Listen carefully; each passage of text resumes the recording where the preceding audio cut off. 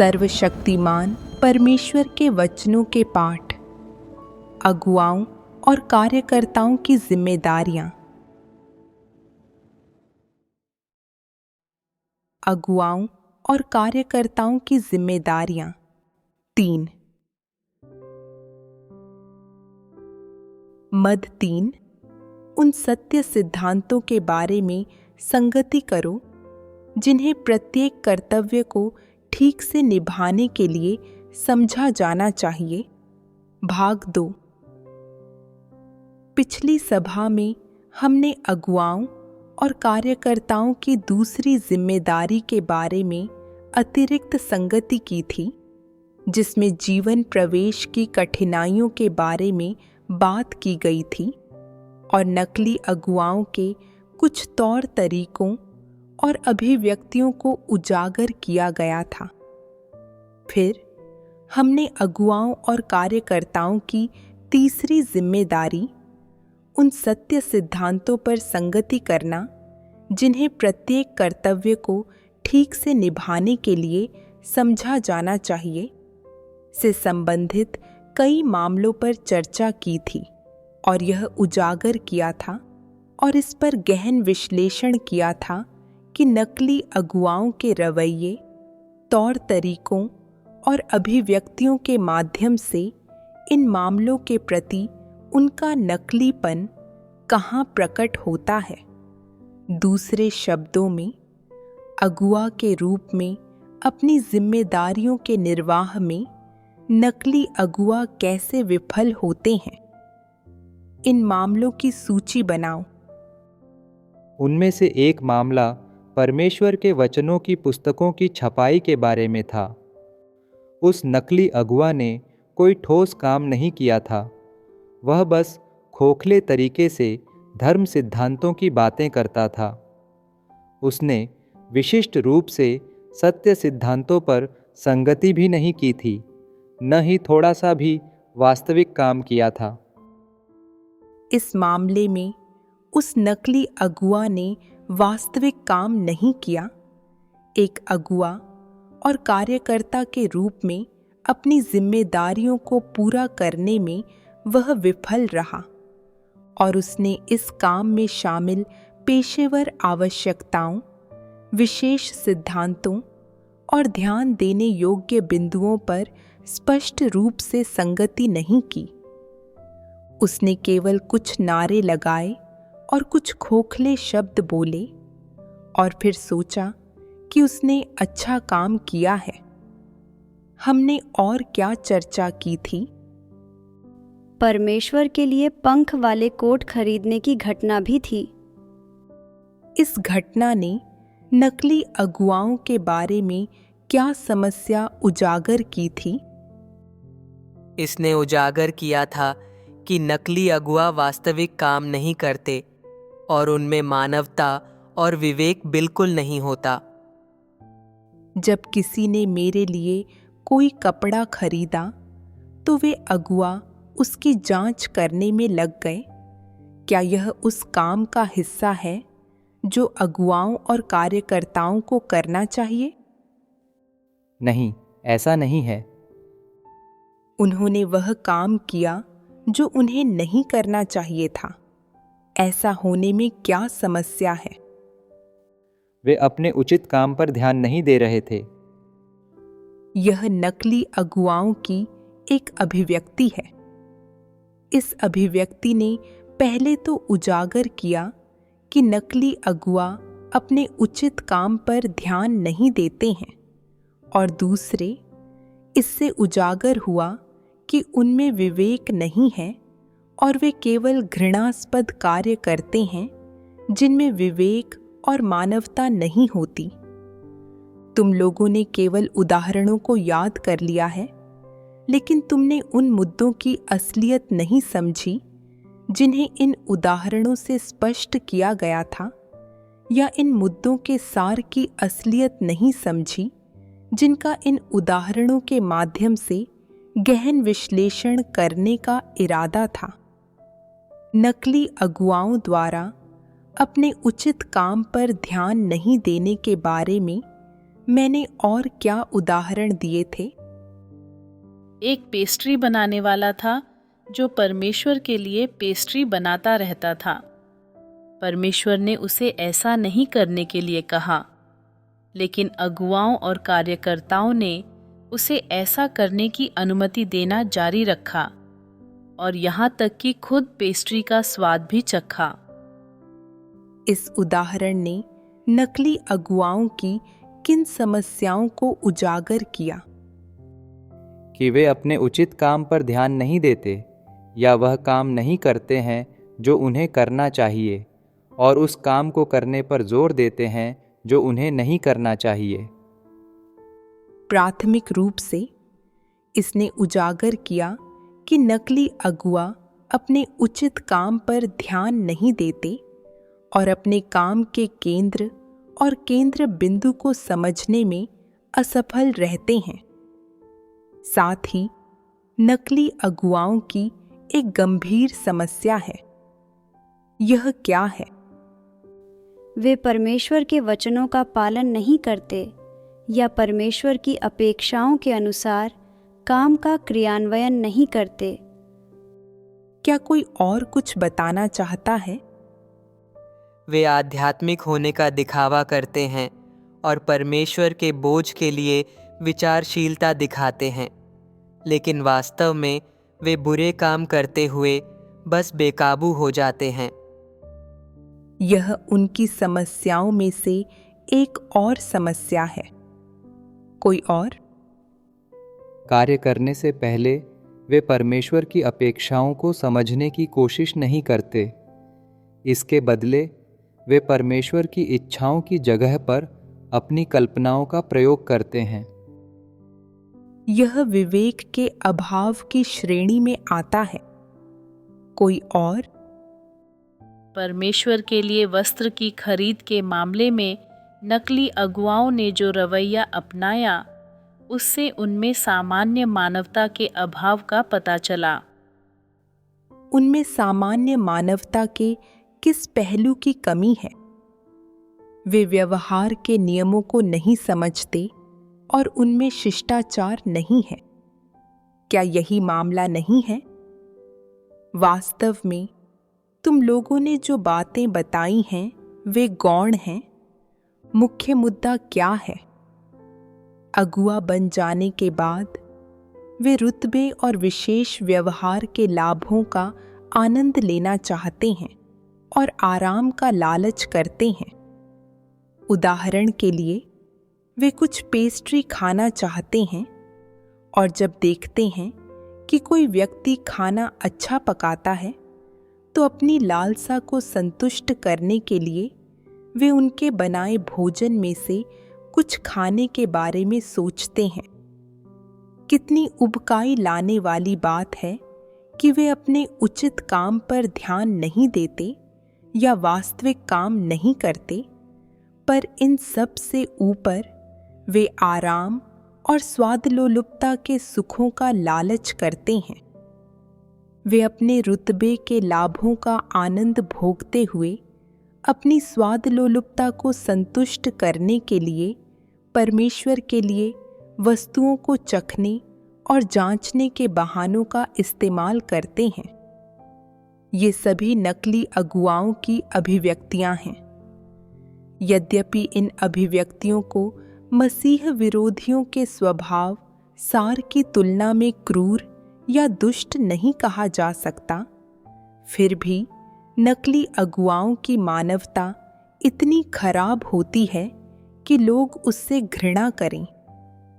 जहाँ तक उनके चरित्र की बात है, उनमें अंतरात्मा और विवेक अपेक्षा से कम होता है।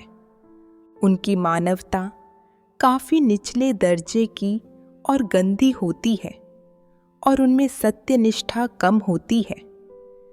इन उदाहरणों से देखा जा सकता है कि नकली अगुआ वास्तविक कार्य नहीं कर सकते। यह एक तथ्य है।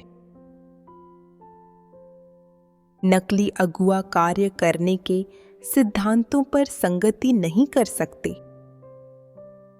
आज हम अगुवाओं और कार्यकर्ताओं की जिम्मेदारियों के आधार पर नकली अगुवाओं की विभिन्न अभिव्यक्तियों को उजागर करना जारी रखेंगे। नकली अगुआ मूलतः कलीसिया के आवश्यक महत्वपूर्ण कार्य करने में असमर्थ होते हैं। वे बस कुछ सरल सामान्य मामलों को निपटाते हैं। उनका काम कलीसिया के समग्र कार्य में महत्वपूर्ण या निर्णायक भूमिका नहीं निभाता और उसके वास्तविक नतीजे नहीं निकलते। उनकी संगति मूल रूप से केवल कुछ घिसे पिटे और सामान्य विषयों पर होती है।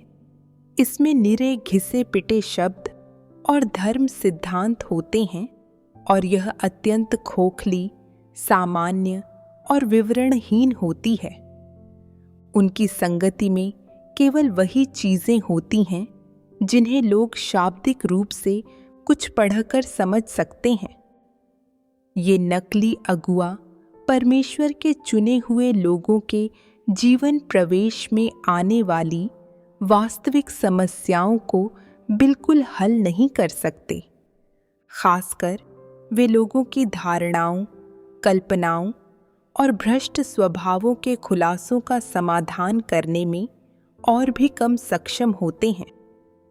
मुख्य बात यह है कि नकली अगुआ परमेश्वर के घर द्वारा व्यवस्थित महत्वपूर्ण कार्यों जैसे कि सुसमाचार कार्य, फिल्म निर्माण कार्य या पाठ आधारित कार्य को अपने कंधे नहीं ले सकते।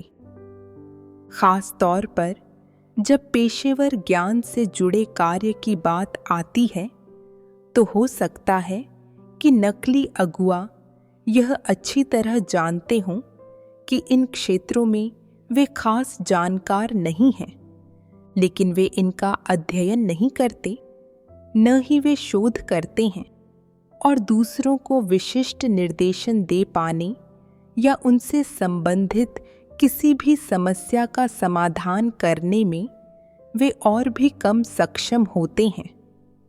फिर भी वे बेशर्मी से सभाओं का आयोजन कर खोखले सिद्धांतों के बारे में अंतहीन बातें करते हैं और शब्द और धर्म सिद्धांत बघाड़ते रहते हैं।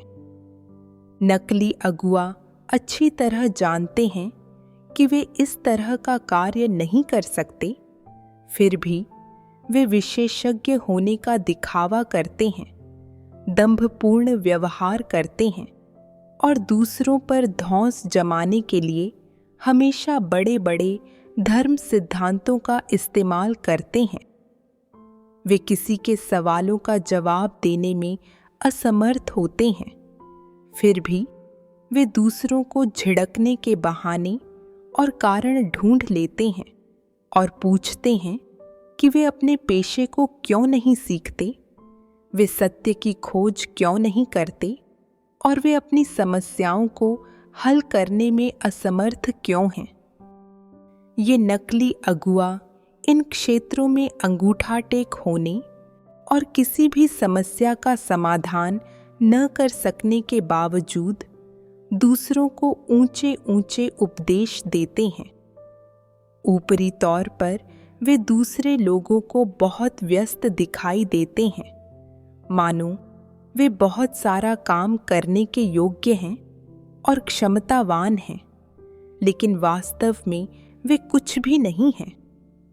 नकली अगुआ वास्तविक कार्य करने में बिल्कुल असमर्थ होते हैं, फिर भी वे उत्साहपूर्वक खुद को व्यस्त रखते हैं और किसी वास्तविक समस्या को हल करने में सक्षम हुए बिना सभाओं में हमेशा एक ही साधारण सी बातें बोलते हैं और बार बार खुद को दोहराते हैं।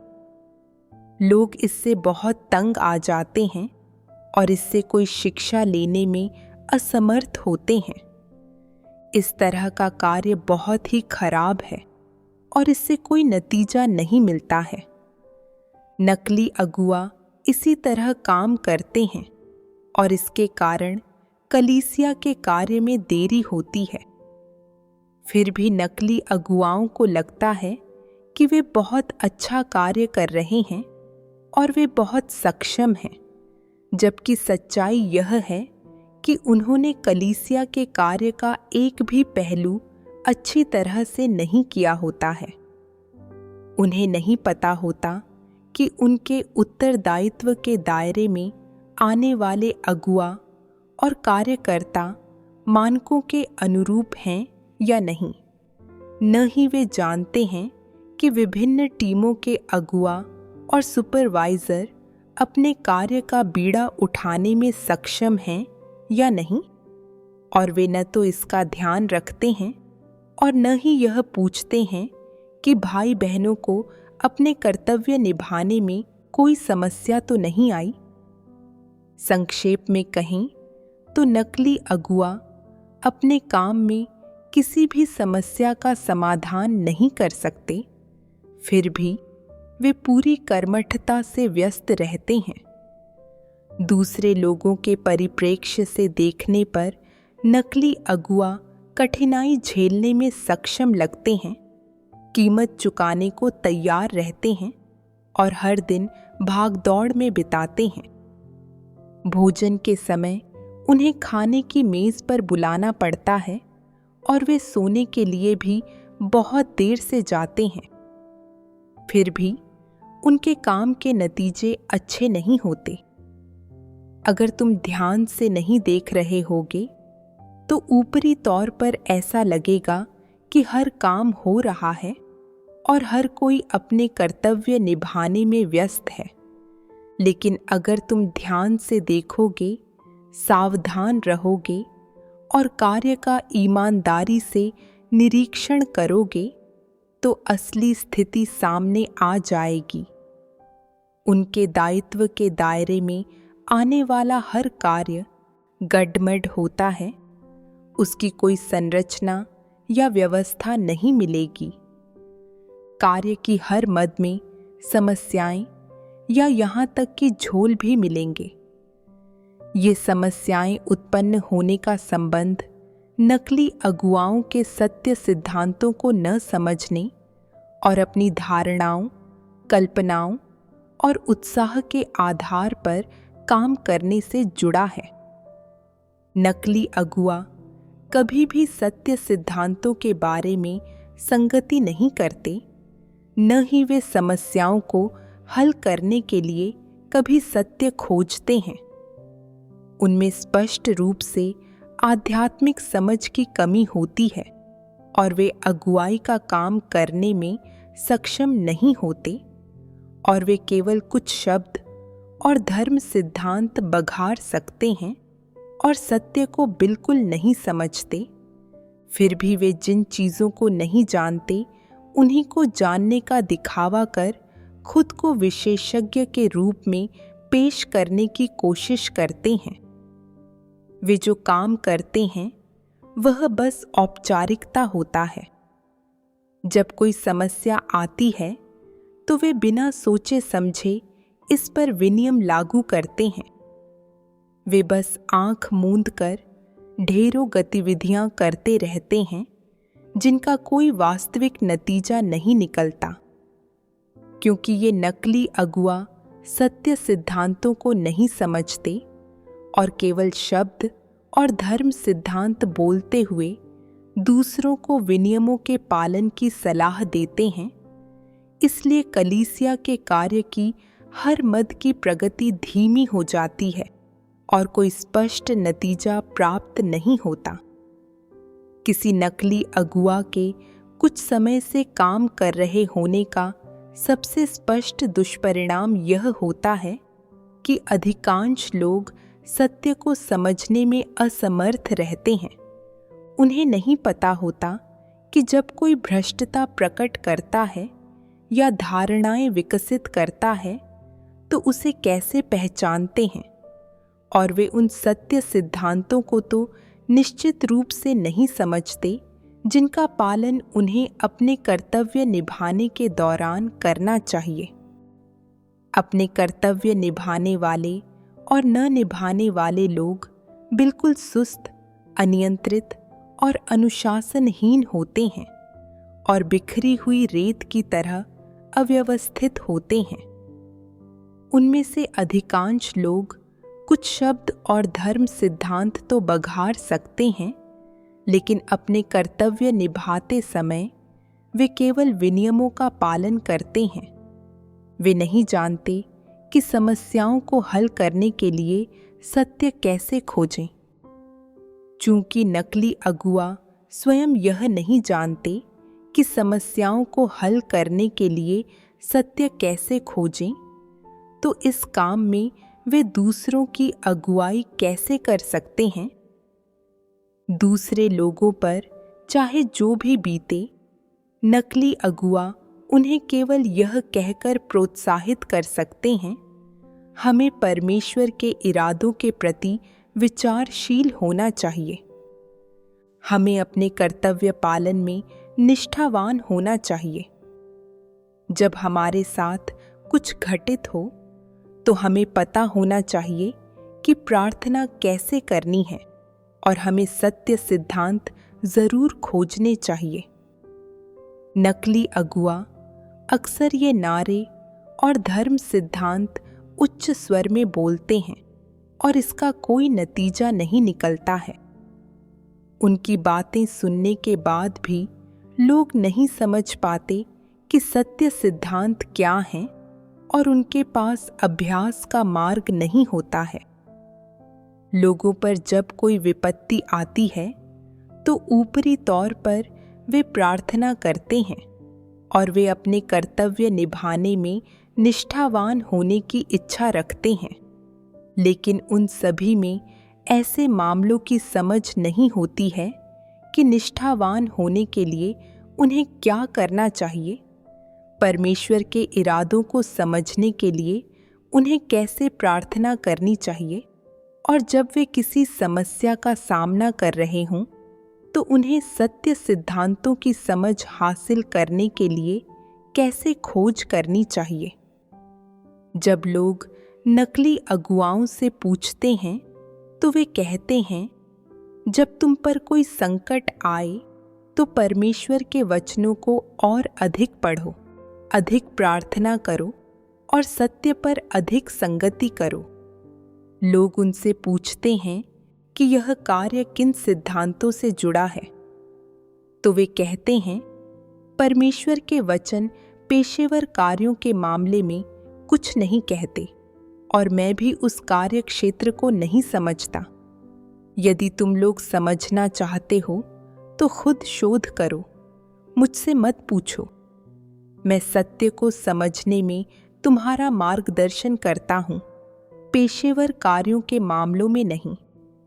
सवालों से बचने के लिए नकली अगुआ इस तरह के शब्दों का इस्तेमाल करते हैं और इसके परिणाम स्वरूप अधिकांश लोग अपने कर्तव्य निभाने का जुनून होने के बावजूद नहीं जानते कि सत्य सिद्धांतों के आधार पर कैसे कार्य करना है। न ही वे यह जानते हैं कि अपने कर्तव्य निभाते समय सिद्धांतों का पालन कैसे करना है। नकली अगुवाओं की जिम्मेदारी के दायरे के हर एक काम के नतीजे देखते हुए अधिकांश लोग अपना कार्य करने के लिए अपने ज्ञान, सीख और खूबियों पर भरोसा कर रहे हैं और वे ऐसे मामलों से अनभिज्ञ हैं कि परमेश्वर की विशिष्ट अपेक्षाएं क्या हैं, कर्तव्य निभाने के सिद्धांत क्या हैं और कोई कार्य कैसे करें कि उससे परमेश्वर के लिए गवाही देने का नतीजा प्राप्त हो, और सुसमाचार को कैसे और अधिक प्रभावी ढंग से प्रसार करें कि परमेश्वर के प्रकट होने के लिए लालायित सभी लोग उसकी वाणी सुन लें, सच्चे मार्ग को परख लें और जितनी जल्दी हो सके परमेश्वर के पास लौट आएं। ऐसा क्यों है कि वे इन चीज़ों से अनभिज्ञ हैं? इसका सीधा संबंध नकली अगुवाओं की वास्तविक कार्य करने में विफलता से जुड़ा है। इसका मुख्य कारण यह है कि नकली अगुआ खुद नहीं जानते कि सत्य सिद्धांत क्या हैं या लोगों को किन सिद्धांतों को समझना और उनका अनुसरण करना चाहिए। वे सिद्धांतों के बिना काम करते हैं और वे अपने कर्तव्यों में अभ्यास के सिद्धांत और मार्ग खोजने में लोगों की अगुवाई कभी नहीं करते। जब किसी नकली अगुआ को कोई समस्या मिलती है तो वह उसे स्वयं हल नहीं कर सकता और दूसरों के साथ उस पर संगति और खोज नहीं करता, जिसके कारण हर काम बार बार नए सिरे से करने की जरूरत पड़ती है। यह न केवल वित्तीय और भौतिक संसाधनों की बर्बादी है, बल्कि लोगों की ऊर्जा और समय की भी बर्बादी है। ऐसे दुष्परिणामों का संबंध सीधे तौर पर नकली अगुवाओं की बहुत खराब काबिलियत और गैर जिम्मेदारी से हैं।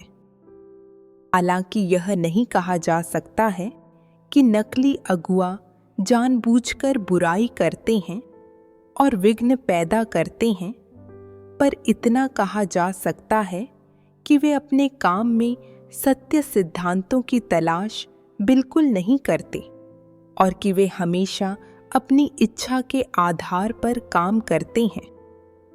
यह निश्चित है, नकली अगुआ सत्य सिद्धांतों को नहीं समझते, न ही वे दूसरों के साथ उनके बारे में स्पष्ट रूप से संगति कर सकते हैं।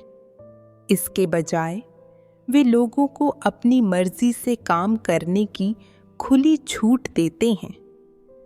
यह अनजाने ही कुछ कार्य प्रभारियों को मनमाने ढंग से और स्वेच्छानुसार विशिष्ट काम करने और जो जी में आए वह करने की ओर ले जाता है। इसके परिणाम स्वरूप न केवल थोड़े ही वास्तविक नतीजे मिलते हैं, बल्कि कलीसिया का कार्य भी गडमड हो जाता है। जब किसी नकली अगुआ को बर्खास्त किया जाता है तो न केवल वे आत्मचिंतन नहीं करते या खुद को नहीं जानते, बल्कि वे कुतर्क रचकर बहस भी करते हैं और सत्य को जरा भी स्वीकार नहीं करते और पश्चाताप करने का उनका बिल्कुल भी इरादा नहीं होता। वे यह कहते हुए कि वे निश्चित रूप से अच्छी तरह से काम कर सकते हैं, वे परमेश्वर के घर से एक और मौका भी मांग सकते हैं। क्या तुम लोग उन पर विश्वास करते हो? वे खुद को बिल्कुल नहीं जानते, न ही वे सत्य को स्वीकारते हैं। तब क्या वे अपने तौर तरीके बदल सकते हैं?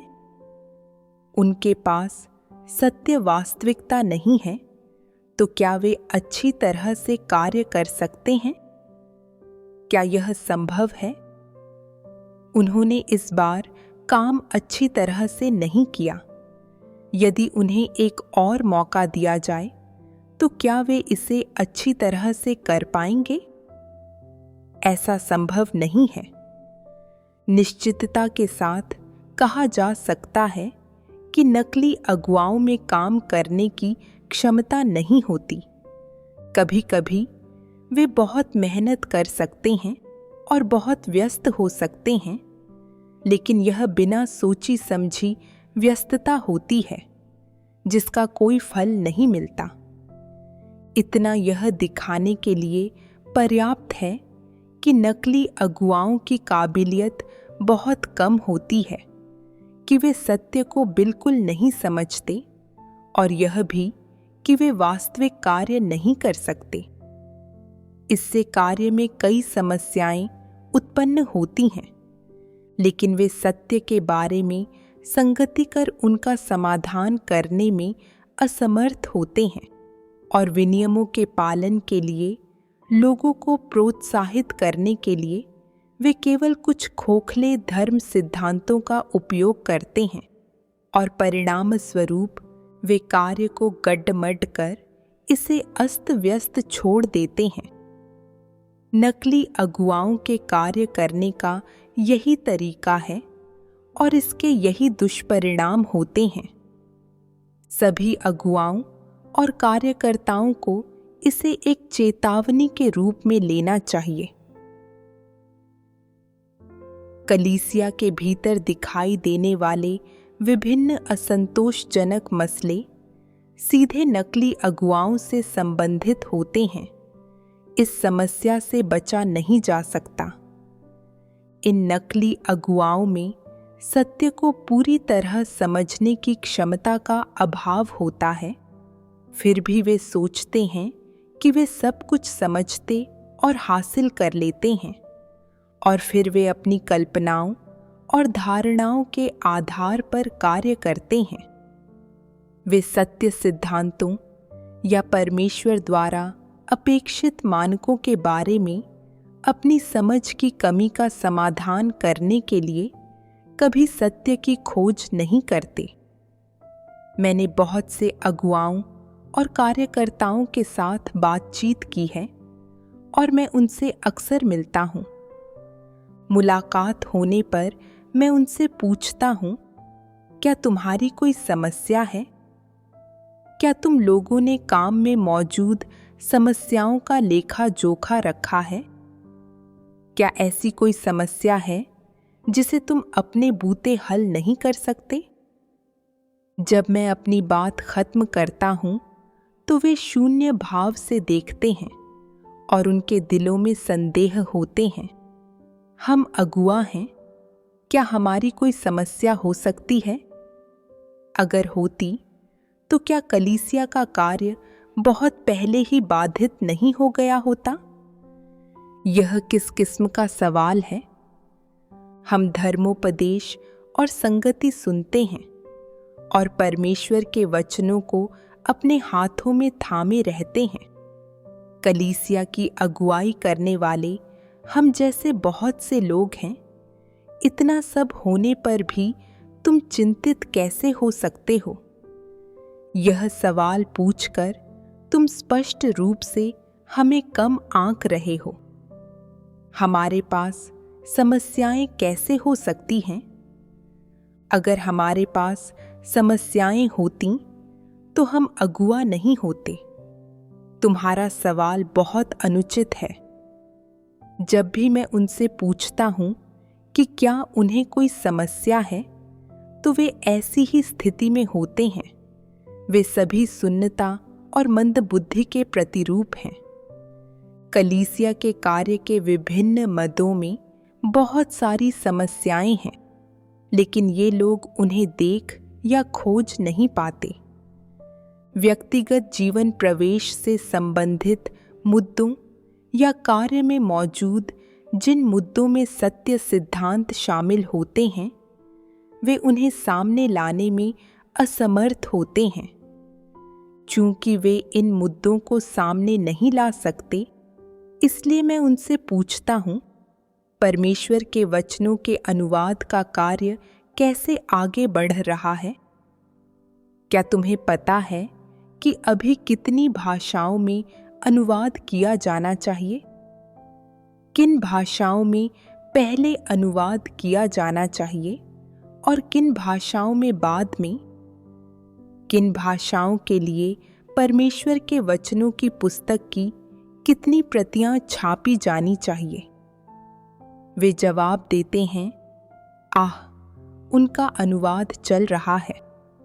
मैं उनसे पूछता हूँ, अनुवाद कहाँ तक आगे बढ़ा? क्या कोई समस्या है? वे जवाब देते हैं, मुझे नहीं पता, मुझे पूछना होगा। मुझे उनसे इन चीज़ों के बारे में पूछना होता है और उन्हें जवाब नहीं मालूम होते। तो वे पूरे समय क्या काम कर रहे थे? मैं उनसे पूछता हूँ, क्या तुमने उन मुद्दों को हल किया जिनके बारे में भाई बहनों ने पिछली बार सवाल किया था?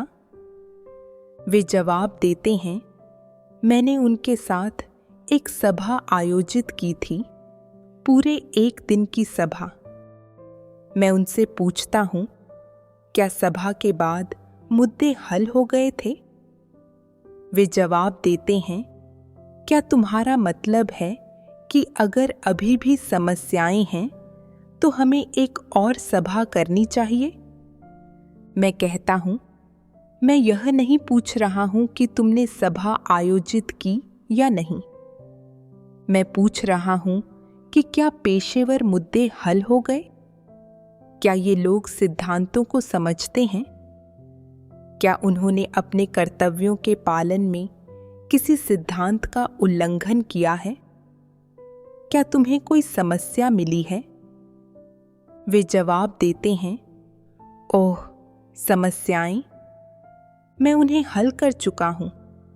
मैंने भाई बहनों के लिए एक सभा आयोजित की थी। क्या ऐसी बातचीत जारी रखी जा सकती है?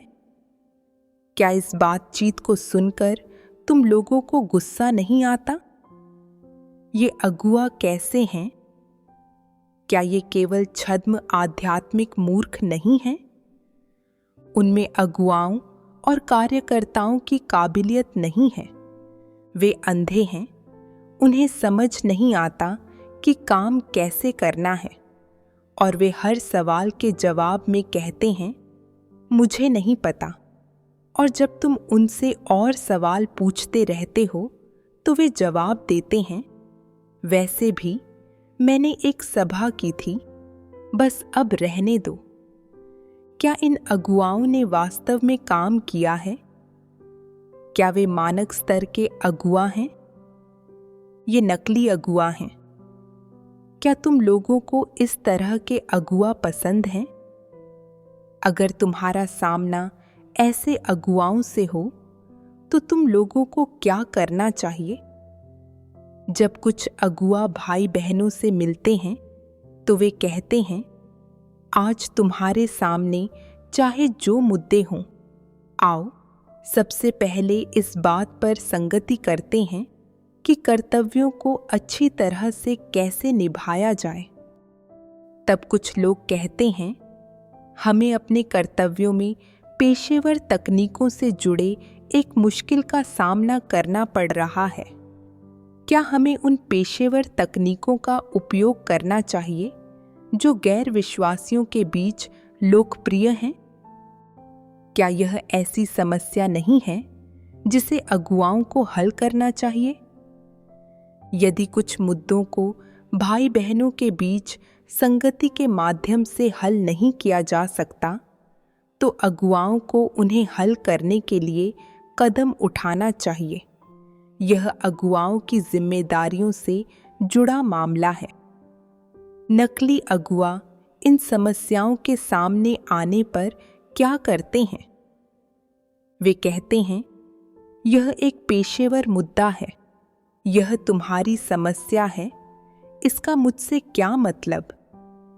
इस मुद्दे पर तुम स्वयं संगति करो, लेकिन पहले मैं तुम लोगों के लिए एक सभा आयोजित करने जा रहा हूं। आज की सभा में हम सामंजस्यपूर्ण सहयोग पर संगति करेंगे। तुमने जो प्रश्न अभी पूछा है वह सामंजस्यपूर्ण सहयोग से संबंधित है। तुम लोगों को चीज़ों पर चर्चा करने और एक साथ संगति करने और अधिक शोध करने में सक्षम होना चाहिए। किसी को भी आत्मतुष्ट नहीं होना चाहिए और सभी को किसी भी ऐसे निर्णय को स्वीकार करना चाहिए जिसे बहुमत का समर्थन प्राप्त है। क्या यह सामंजस्यपूर्ण सहयोग का प्रश्न नहीं है? ऐसा लगता है कि तुम लोग सामंजस्यपूर्ण सहयोग करना नहीं जानते या समस्याएं आने पर उन पर चर्चा करना नहीं जानते। तुम मुझसे हर समस्या के बारे में पूछते हो। तुम मुझसे किस लिए पूछ रहे हो? क्या मैं इन चीज़ों को समझता हूँ? अगर मैं समझता तो क्या तुम लोगों के पास करने के लिए कुछ होता? तुम मुझसे हर चीज़ के बारे में पूछते हो। क्या यह ऐसी समस्या है जिसे मुझे संभालना चाहिए?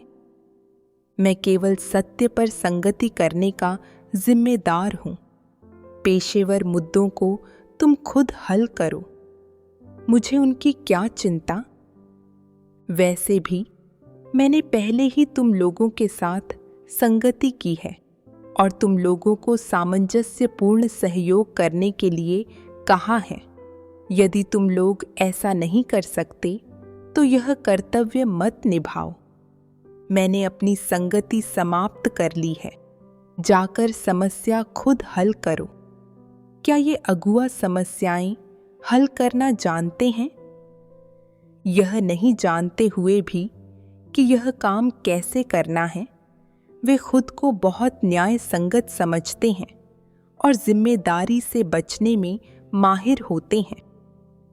सभी तरह से ऐसा प्रतीत होता है कि वे अपना काम कर चुके होते हैं। वे निरीक्षण करने के लिए घटनास्थल पर पहुंचे होते हैं और काम में ढिलाई नहीं बरत रहे होते हैं, परंतु वे वास्तविक काम नहीं कर सकते या वास्तविक समस्याओं का समाधान नहीं कर सकते, जिसका अर्थ है कि वे नकली अगुआ हैं। क्या तुम इस तरह के नकली अगुआ को पहचान सकते हो? किसी भी समस्या से सामना होने पर वे प्रासंगिक सत्य पर संगति नहीं कर सकते। वे केवल कुछ खोखले धर्म सिद्धांत और सिद्धांत बोलते हैं जो सुनने में काफी ऊंचे और गहन लगते हैं, और जब लोग उन्हें सुनते हैं तो वे न केवल सत्य नहीं समझ पाते हैं बल्कि भ्रमित और दिशा भ्रमित भी महसूस करते हैं। यही वह काम है जो नकली अगुआ करते हैं। उन सत्य सिद्धांतों पर संगति करना जिन्हें प्रत्येक कर्तव्य को ठीक से निभाने के लिए समझा जाना चाहिए, के कार्य में नकली अगुआ पूरी तरह से उजागर हो जाते हैं। वे सत्य सिद्धांतों पर संगति करने या लोगों को उनके कर्तव्यों के निर्वाह में सत्य सिद्धांतों का पालन और अभ्यास करने के लिए प्रेरित करने में या सत्य वास्तविकता समझने और उसमें प्रवेश करने में उनकी अगुवाई करने में असमर्थ होते हैं। वे उन जिम्मेदारियों को पूरा नहीं कर सकते जो अगुवाओं को करनी चाहिए। और इतना ही नहीं, वे विभिन्न कार्यों के पर्यवेक्षकों और विभिन्न महत्वपूर्ण कार्यों के लिए जिम्मेदार कार्मिकों की परिस्थितियों से भी अवगत नहीं रह पाते, और भले ही इस पर कुछ हद तक उनकी पकड़ हो, लेकिन वह सटीक नहीं होती। इससे कार्य के विभिन्न मदों में भारी व्यवधान पड़ते हैं और नुकसान होते हैं। ये नकली अगुवाओं की विभिन्न अभिव्यक्तियां हैं जिन्हें हम आज अगुवाओं और कार्यकर्ताओं की चौथी जिम्मेदारी के संबंध में उजागर करने जा रहे हैं।